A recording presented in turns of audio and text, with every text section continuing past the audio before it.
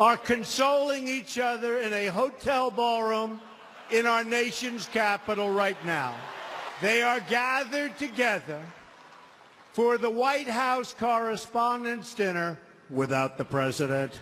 And I could not possibly be more thrilled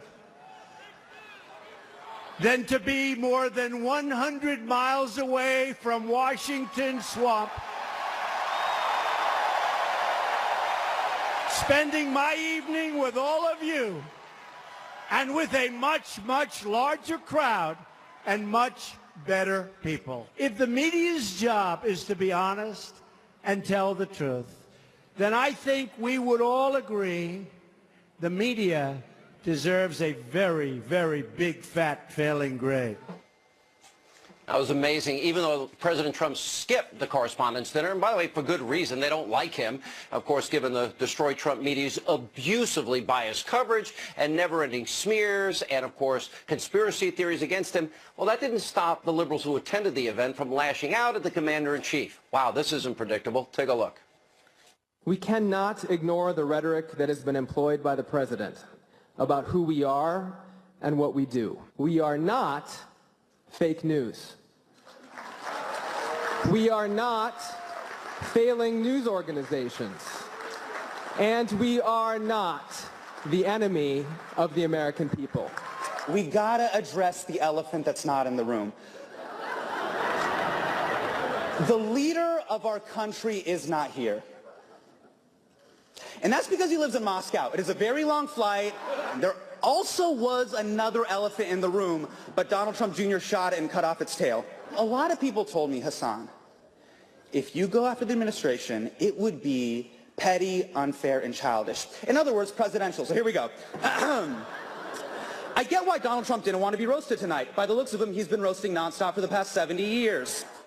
Wow, how nice of them. Now, the smears and the so-called jokes about President Trump, well, it didn't just happen at the event. The Destroy Trump media also went after the president for holding a rally with the people and skipping this ever-prestigious White House Correspondents' Dinner. Really? He's supposed to go hang out with all of you, the elitists? Watch this. Donald Trump couldn't take the heat, so he got out of the kitchen. He avoided getting roasted at the White House Correspondents' Dinner last night. I am in Washington, D.C., because last night I attended the annual White House Correspondents' Dinner. And, of course, as you know, the head of that White House was not there. This was the most divisive speech I've ever heard from a sitting American president. He needs this affirmation from his base, because he's a moral midget and he is a deeply insecure person. I think attitude is what people feel about this guy. He's still screwing us. He's still saying, the hell with you guys. Yeah. And he's still saying things that we know isn't true. Now, aren't these just perfect examples of what I've been pointing out to you, just how biased this Destroy Trump media really is? Now, the mainstream media utterly despises President Trump. It's dripping from every word they say. They can't stand him. And in the end, they would rather throw him out of office. And they also want to destroy anybody else, like me, anybody in the media that dares agree with him and supports him. But as we've seen time and time again, President Trump, he's not going to sit back and let these attacks go unchallenged. He's going to call out the media's extreme bias, including right to their faces. This is fun. You got to love it. Watch this. I think actually I've been very consistent. You know, it's very funny when the fake media goes out, you know, which we call the mainstream media, which sometimes I must say is you. But when the you fake... mean me personally or... your show. I love your show. I call it Deface the Nation. But, you know, your show is sometimes not exactly correct. Pretty funny. All right, joining us with reaction, author of the new book, Understanding Trump, which is to be out soon, Fox News, former Speaker of the House, Fox News contributor Newt Gingrich. There is such a huge divide. I mean, I don't think in my lifetime, and you were hated, by the way. I remember the Gingrich that stole Christmas, Time, Newsweek. You went through an awful lot and a lot of battles with the media, but frankly, it seems like kindergarten compared to how vicious this effort to take him down, delegitimize him is. Is there a comparison? Did you live through this? Do you have a sense of what he's going through? And where does this end? Oh, I think I have a little sense of what he's going through, and certainly it was true that, you know, when Time magazine had me on the cover as the Grinch that stole Christmas, and the following week it was a Dr. Zeus figure and on Newsweek. I mean, there's the whole sense of attacking. That's before we were sworn in, by the way. But I think this is different and deeper for this reason. Donald J. Trump represents the end of their world. The people he was talking to in Pennsylvania are people who really want to go back to core American values. They're fed up with the Hollywood left. They're fed up with left-wing academics brainwashing their children. They're fed up with the New York Times and the Washington Post and CBS and NBC and ABC. And they know it. They understand what the game is. And the result is that with Trump having won the presidency, he's in a position to pretty consistently move the country away from the left-wing values that Hillary Clinton and Barack Obama were trying to impose on all of us. And I think that that leads to what is a genuine, I think, cultural civil war that's very real. It's very deep. It shows up in riots on campuses. And I think that we should understand that they're deadly earnest. They want us to live a different life. They want to impose their values on us. And they're fully prepared to do anything they can to destroy Trump in order to do that. You know, I was kind of messing around at the beginning of the show and on my radio show today in terms of, oh, I bet a lot of media are probably tuning into me tonight, and maybe I'll address them, maybe I won't. They'll have to wait the hour and see if I do. But what's fascinating to me is just how blatant they are about their bias at this time. You know, from November 9th forward, there has been a full-on attempt to delegitimize this president, spinning wild conspiracies against this president. We were proven to have colluded with this president vis-a-vis WikiLeaks. They never vetted Barack Obama. They never talked about his atrocious record. And to me, I think they feel justified. They don't see anything wrong with what they're doing. Maybe I'm wrong, but maybe they do see it, but they don't care. Maybe they just think their worldview is so superior to conservatives. I think that culturally it's almost a religious cult. I mean, I think they believe deeply and passionately in their worldview. They believe in imposing it on others. If you watch on college campuses nowadays, I talk to college Republicans who feel that it's almost unsafe to be openly for Trump on some of the campuses that they attend.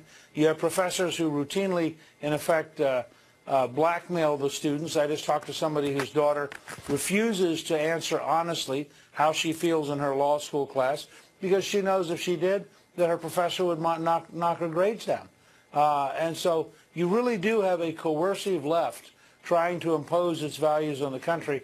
And they are rabid now because Trump beat him. He stood up to him head to head, and he won. And I think they are terrified. And he's winning still. Conservative Supreme Court justice. Right. Yeah, and look at Saturday night. I think that's a big win for him. I think the public doesn't care about the White House Correspondents' Dinner. There's another thing that I think is really deep and profound here, because the left, every election cycle, they'll say conservatives are racist, sexist, homophobic, xenophobic, Islamophobic. It's the same old talking points, and they want to throw Granny over the cliff and destroy children and poison the air and poison the water. I got all the talking points down. But they fundamentally don't understand conservatism.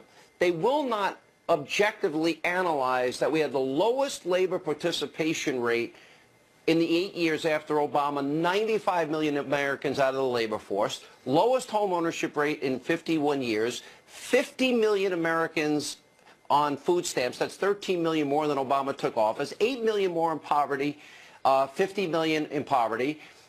And and we doubled the debt. I honestly think they are incapable of questioning whether or not their worldview, as represented by Obama, failed this country spectacularly and resulted in people in Wisconsin, Michigan, Pennsylvania, and Ohio looking to Trump to bring back jobs and to make this place a place where their children have a shot at the American dream that has been broken in many ways.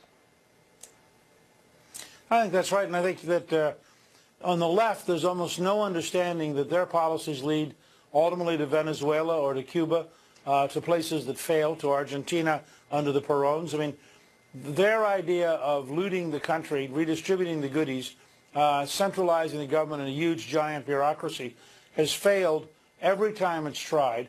And what you saw happening was people were both resentful of the ideological imposition and they were angry about the absolute practical failure in terms of economics and jobs and safety.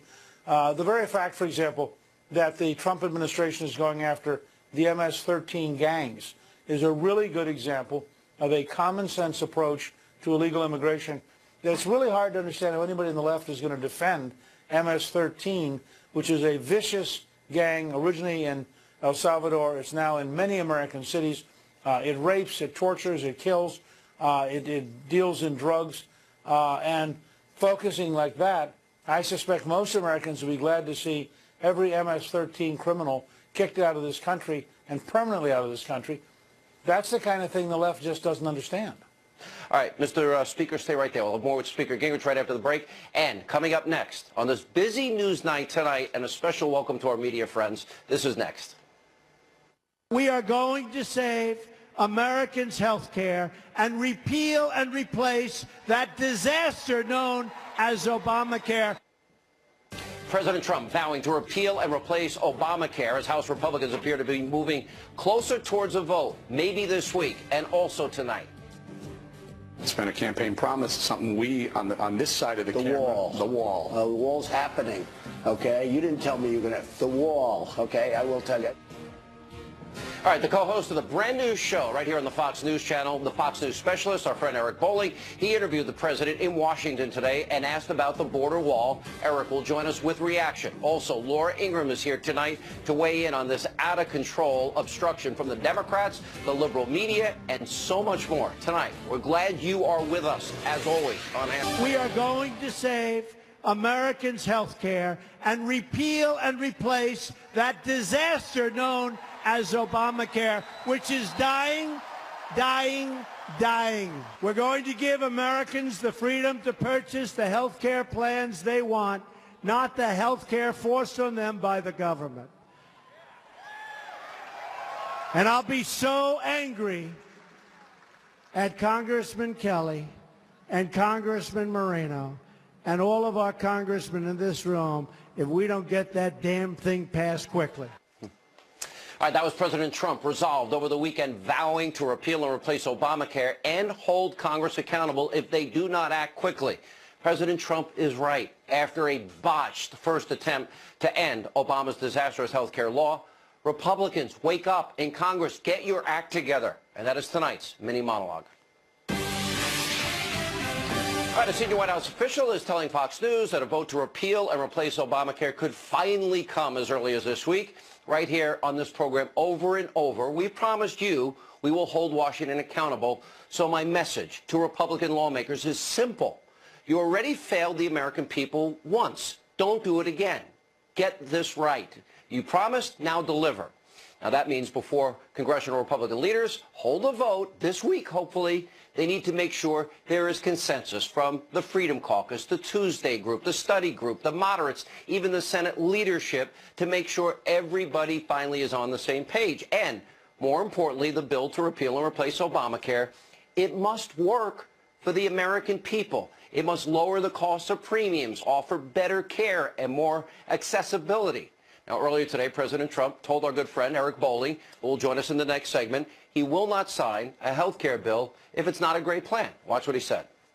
Health care, we're going to get that passed? I'll do the best I can. The one mistake I made with the health care, you know, we have one plan that's been going through. It's been getting better and better and better. And somebody was saying, oh, the people that voted for Trump aren't getting good. They're going to get the greatest. These are the greatest people. We're either going to have a great plan or I'm not signing it. And I've said from day one, the best thing I could do is let Obamacare die and then come in with a plan. Republicans, you control the House. You control the Senate. You now have President Trump for a reason. And that's because for nearly 8 years, you have campaigned again and again and again on a promise to repeal and replace Obamacare. What did you have, 60 show votes that meant nothing? It's time you now keep your promise and help the president move forward with his agenda so that the American people get a better deal on health care. Joining us now again, we continue with former Speaker of the House, Fox News contributor Newt Gingrich. You know how frustrated I am here. And I know you're going to tell me, as a friend, that I've never been a speaker or a congressman and that the wheels of the bureaucracy move ever so slowly. My patience is gone, as is the patience of the American people. They had 8 years to prepare for this moment. They weren't ready to lead. Right. I mean, that's obvious. Yeah, that's obvious. You also have to deal with reality. You're not allowed to make me laugh during a serious point.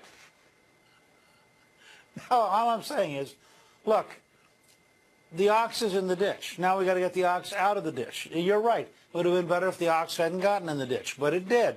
I think it would have been better, frankly, and you won't like this answer, I think they'd have been better off not to have even tried until they absolutely had all their ducks lined up and they were totally prepared. I'm switching animal metaphors here. And they were totally prepared and my view is if you need 216, you better get 224 because you have to have a couple of guys at the last minute are going to come running in, wringing their hands, saying, oh, I don't know if I can vote for this. I've been through that one. So I think they will get there. The other thing, which frankly, I do not understand, and I think the House Republicans have got to do a better job of, and the Senate Republicans also, is everybody has to know going in what's in the bill. It doesn't do any good to have this group have a deal and then this group has a deal, and everybody in the middle is going, what's going on? Because what happens then is somebody brand new who was not a problem now becomes a problem. So it takes a lot of massaging. I do think they're learning. I think they're trying very hard. But some of these are very big issues. And if you listen to the president, he's setting a very high standard here. And I think that's an important thing to remember. Why does that not, when they want the House in 2010 and they get the House on this issue, when they want the Senate in 2014, they get the Senate. And by the way, I'm still mad at some of these leaders, and I'll mention names. Paul Ryan. He didn't really support the president, called him horrible names, wasn't out campaigning with him. And you know what? At this point, this late in the game, they don't have their act together. Nobody reads the bill, no consensus built, and we don't even know if it'll pass this week. I think I speak for the average person who's sick of this, and they're saying, get your act together. And I don't see urgency in Paul Ryan. I know you serve the House with urgency. He doesn't. Oh, I just don't agree with you. I talk to Paul regularly. I know how frustrated he is. I know how frustrated both the moderates and the Freedom Caucus are. And part of my view, having done this for a living at one time, is get over it. This is really hard. You know why this is really hard? It's every fifth dollar in the American economy. It is life and death. Obama designed a system that is hopelessly destructive. Figuring out how to get out of that, how to fix it, is really hard. And yes, you're right. They had lots of votes in the past, but you know what? Those were show votes. Nobody thought they were going to become law. Nobody paid careful attention. This is the real deal. I mean, when they pass this, it goes through the House and the Senate, and Trump signs it, it's the new law.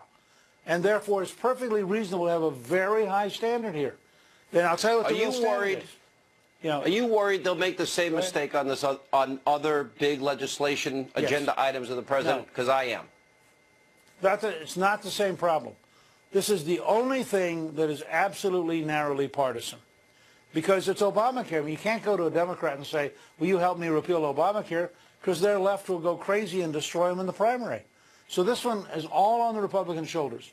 You want to do tax reform, you ought to be able to get some Democrat votes. I mean, if you can't cut taxes in a way that a bunch of Democrats want to help, it's a pretty bad bill. You want to do infrastructure? You're going to build bridges and highways and all sorts of things?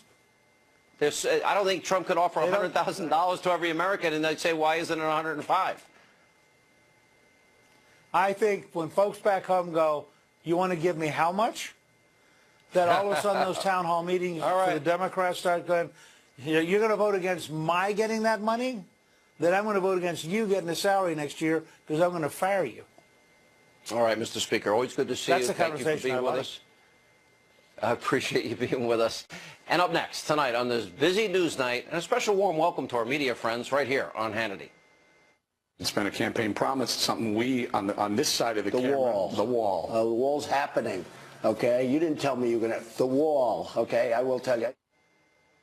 Eric Bolling, the co-host of the brand new show right here on the Fox News Channel, the Fox News Specialist. He sat down with President Trump earlier today, asked him about the border wall and much more. He'll give us a full report, and also tonight.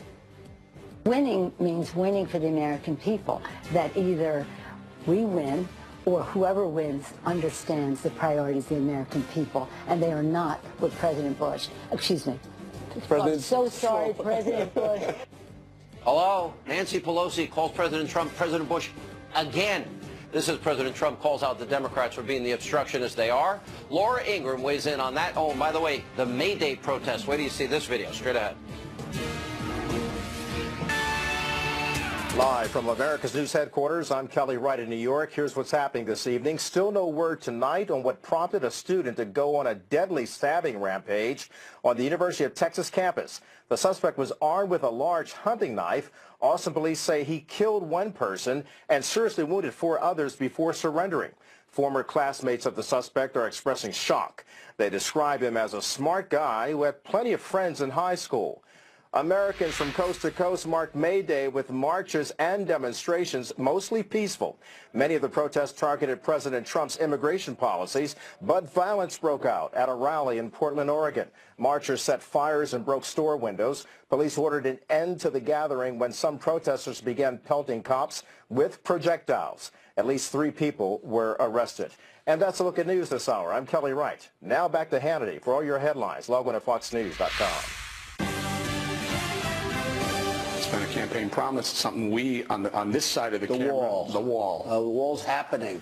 Okay, you didn't tell me you were going to. The wall. Okay, I will tell you. I said it at the speech. And by the way, we got $1.5 billion for security in the budget. You know, we're keeping it going and fine. The wall's happening. All right, that was Eric Bolling, the co-host of the brand new show right here on the Fox News Channel, the Fox News Specialist. He was interviewing President Trump earlier today at the White House. Now, the clip you just saw will air on tomorrow's program. We got a preview. What a great guy at 5 p.m. Eastern. Eric joins us with more. I gave Ebony and them advice on how to deal with you, by the way. I just want to warn you. So. What did you say, Hannity? What did you say? No, I'm not telling you. Why would I tell you? I told them how to deal with you because we've been friends for so long. Yeah. Number one, great interview with the president.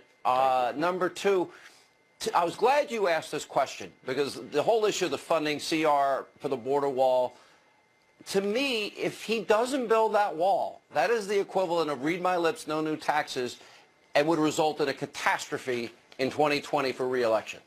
You know, Sean, so you and I have both been out here. We've known Donald Trump a very long time. We were behind a lot of his candidacy, looking for a conservative response to the country. And when he tells people I'm going to build a wall, that's one thing. But for him to tell me, who I've said from day one, when he tells you there's going to be a wall, there's going to be a wall, and Mexico is going to pay for it, I wanted to hear him say it to me because I've been out there on the front lines, as you have, saying there's going to be a wall. I am absolutely thoroughly convinced there's going to be a wall on our southern border. He went so far as to say, look, there's a 72 or 73% decline in border crossings, but that's not enough because it's not just about the border crossings. He went on to say it's about the drug running. It's about the human trafficking. And he went in depth about how much human trafficking and the drug money running meant to him, and that wall was going to be the real barrier for those things, not just the people running across the border illegally. And by the way, he didn't call your new show Deface the Nation. He didn't take a shot at the new show, did he? Did you see that comment that he made to CBS? In fact, it was hilarious. In fact, he came on specifically because we launched that new show today, so that was very cool. Congratulations. Well-deserved. We've been friends a long time. All right, let's go through some of the other things that he talked about with you. And one of the things that I think the media will never give him credit for, and this is the amazing thing, is we are all under attack. I don't think people realize we're being monitored, every word we say, every day, by people paid in the hopes of taking all of us out, you, me, Tucker, everybody. And what's amazing is that they won't tell the story that he has a checklist. He made promises. He's not deviating from those promises. You know, all the talk of the intrigue at the White House, he's still keeping all his promises. Every interview, he reiterates what he said during the campaign. That is not discussed. That, to me, is the key issue with him. What else did he tell you today? Well, there were a lot. We went through all the, the whole news media, the fake news, who's the worst offenders, and he went through who the worst offenders were. Who are they? Well, he said CNN specifically. He said MSNBC as well. Worst. Yeah, and I said, is it just because they don't highlight you in a way that's good for you, that you enjoy? Is that why it's fake? And he said, no, because they don't even have an opposing view. I mean, here's a good example on the specialist earlier today. We had Mark Cuban on, and I asked him, I said, what's going on here? He says, well, Trump should have known that this is how D.C. works. I said, Cuban, when you bought the Dallas Mavericks, were you a great owner the first 100 days, or did it take you a while to become a national champion? And, and he Mark Cuban kind of understood it at that point. So, yeah, we all have high expectations, and I think you are going to see continued wins. You might get a health care win very soon with Donald Trump. You might get a tax reform win very soon with Donald Trump. And also, this is important. I said, what about reaching across the aisle? He said, this infrastructure thing, I'm really pushing for that. And he said, this is where we're going to be able to do it. But he really pushed hard back on Chuck Schumer, saying, Chuck Schumer is not working with me, and he's leading the Democrats right over the cliff. He's leading them, I think he said, to destruction. So he's having a hard time with Chuck Schumer. All right. By the way, congratulations to our good friend Eric. By the way, you can catch Eric along with our friend Ebony and Kat every weekday, 5 p.m. Eastern, right here on the Fox News Channel. And up next tonight, right here on a busy news night on Hannity. Winning means winning for the American people, that either we win or whoever wins understands the priorities of the American people, and they are not with President Bush. Excuse me. I'm so sorry, President Bush. You can't make this up. Nancy Pelosi did it again, calling President Trump President Bush. Maybe she should update her talking points. Laura Ingraham will weigh in on that with reaction. That's next. Straight up. The Democrats have been totally obstructionist. Chuck Schumer has turned out to be a bad leader. He's a bad leader for the country. And the Democrats are extremely obstructionist. All they do is obstruct. All they do is delay. That was President Trump explaining how Democrats have done their best to slow down his agenda by refusing to work with him during his first 100 days in office. And yesterday, the president took it a step further by tweeting, quote, the Democrats, without a leader, have become the party of obstruction. They are only interested in themselves and not in what's best for the U.S. And don't expect Democrats, by the way, to change their ways anytime soon. Yes, the unhinged left continues. Take a look.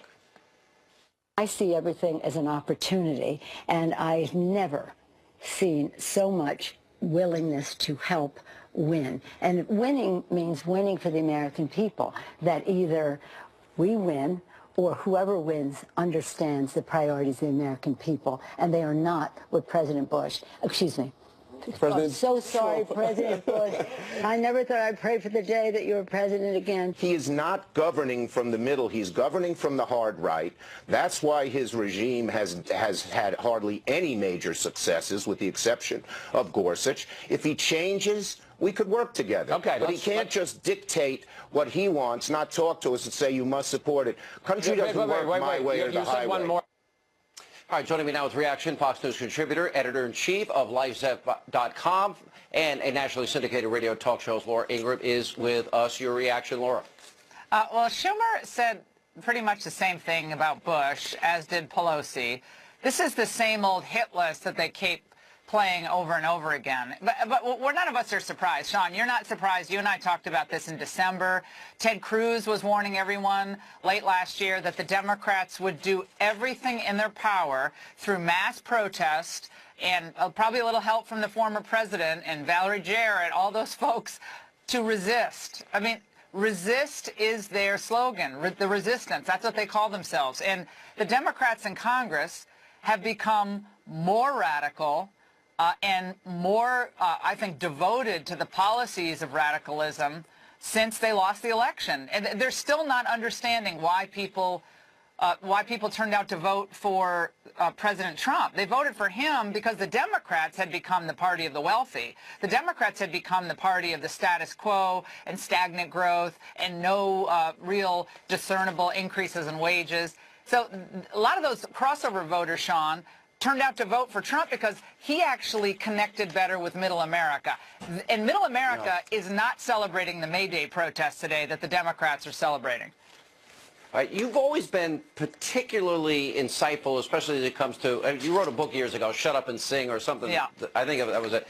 And you've been particularly insightful about sort of like the psychology of the left.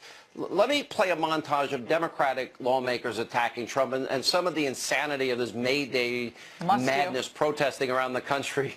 And maybe you can enlighten us what's going on in the minds of some of these people. This executive order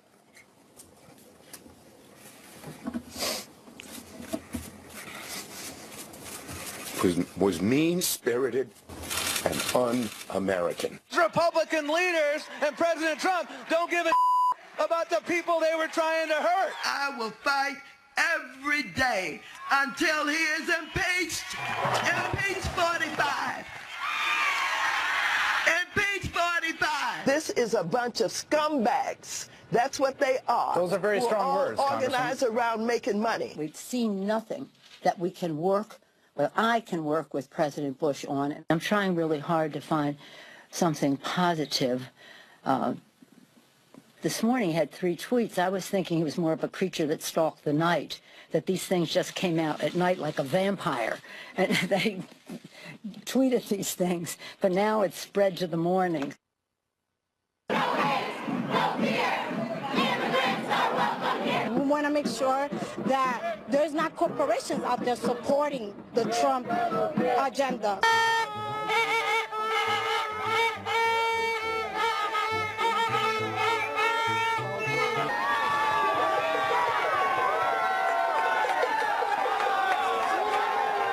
We're here marching and being loud and visible because we're not going to go back in the shadows. We're actually going to fight because this is the country we love and we want to make it better. It just seems like a constitutional right to me that children deserve to have their parents raise them. We're here in front of a gate that will block buses that deport people from this here sanctuary city of San Francisco.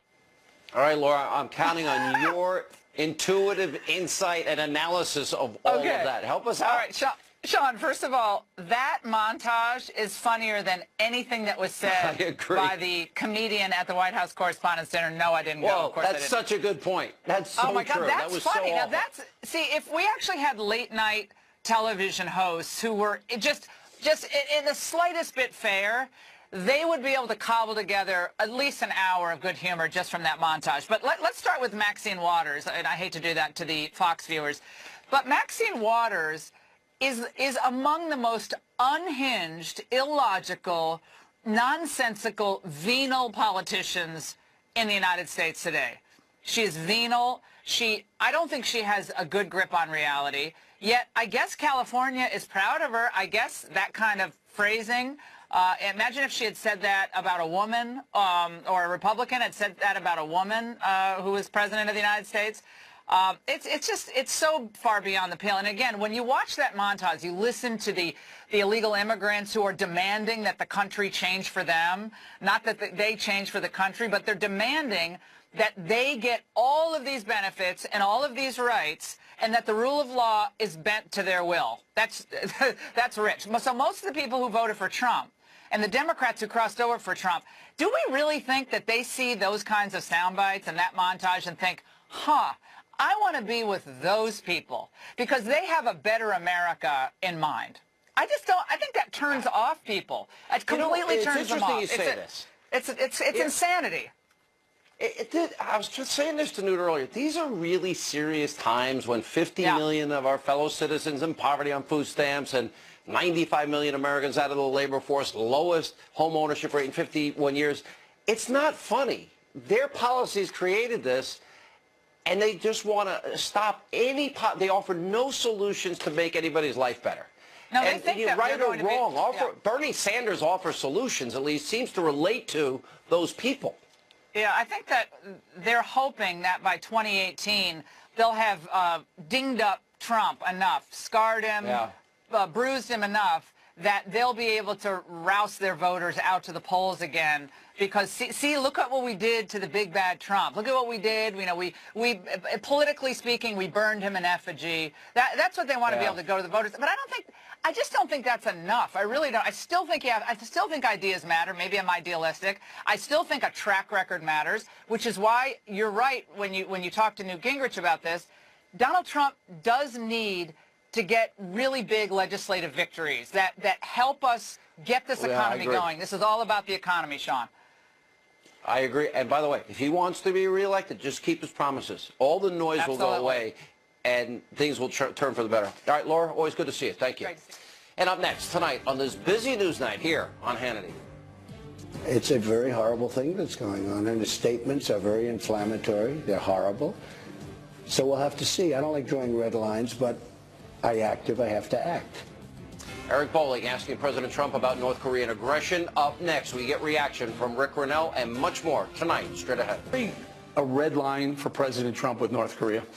Well, I'm not like President Obama where you draw a red line, as he said, a red line in the sand, and then lots of bad things happen and he never goes over the red line. In fact, I actually covered his red line for him with Syria. But I will say that you see what's going on. It's very, very bad. It's very threatening to us and to many other allies. If you look at South Korea, if you look at Japan and others, it's a very horrible thing that's going on. And the statements are very inflammatory. They're horrible. So we'll have to see. I don't like drawing red lines, but I act if I have to act. All right, that was President Trump earlier today speaking with our own Eric Bolling about the North Korean threat. Joining us now with reaction is former spokesman to the U.S. ambassador to the United Nations, Rick Grinnell. All right, we got all these rising tensions. We got a lot of saber rattling at a Kim Jong-un. You got a president that is upping his military force, but I think even more importantly, working on our allies and even China in the region, which I would hope more than anything bears fruit. Your thoughts?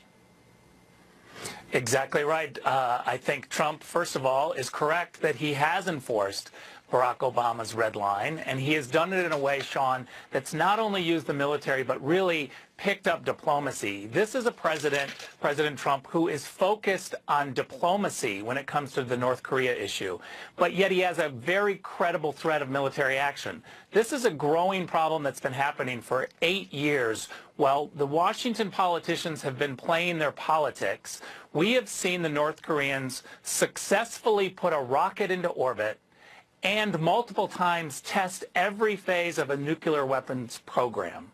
That's very troublesome. Well, sanctions haven't worked. The UN hasn't worked. What bothers me is Bill Clinton gave them billions of dollars, told the American people he stopped them from getting nuclear capability. Appeasement didn't work. They have it. Now we've got to worry they're threatening Israel today. North Korea, I know, tried another ballistic test last week. You've got now U.S. warships sailing within striking distance of North Korea, escalating tensions. My hope is that the Chinese, that after they met with the president, they sent troops to the border. They sent coal back to North Korea. They're importing American coal. And through their own communist newspaper, actually said if you test another missile, there's going to be dire consequences, but we haven't seen them yet.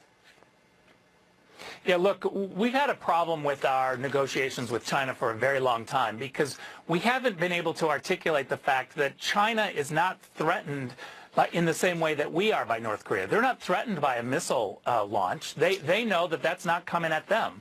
What they are threatened by is a regime collapse and millions of refugees coming over the border. So we have to do a better job of shaking China to say, we know it's not your priority to stop this missile launch, but since it's our priority, you need to pay attention. And I think Donald Trump has done that. One thing that the administration has to be able to do, though, Sean, is continue pushing on the sanctions. I know that a lot of people think that they haven't worked, which they haven't, but we're giving hundreds of millions of dollars to Congo, American taxpayers, and that's got to stop because the Congo government is dealing with the North Korean government. We have to be able to make sure that our tax dollars are not going to trade with North Korea. That should stop immediately. All right, Rick Grinnell, always appreciate your expertise. Thanks for being with us. When we come back, we have a very important question of the day, and maybe